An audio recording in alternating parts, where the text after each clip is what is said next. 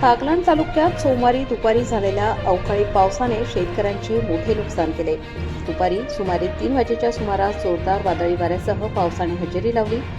काही ठिकाणी गारपीटही झाल्याने द्राक्ष बागा, भाजीपाला, कांदा, मका आदी पिकांचे मोठ्या प्रमाणात नुकसान झाले असून उभी पिके भुईसपाट झाली आहेत। या वादळी पावसामुळे कंधाणा फाटा ते चौंधाणे दरम्यानच्या महामार्गावर अनेक ठिकाणी महाकाय झाडे उन्मळून पडली।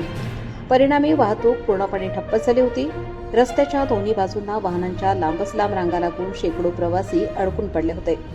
घटनेची माहिती मिळताच प्रशासनाची वाट न पाहता कृषी उत्पन्न बाजार समितीचे उपसभापती हरिअण्णा जाधव यांनी स्थानिक युवकांसह तात्काळ घटनास्थळी धाव घेतली।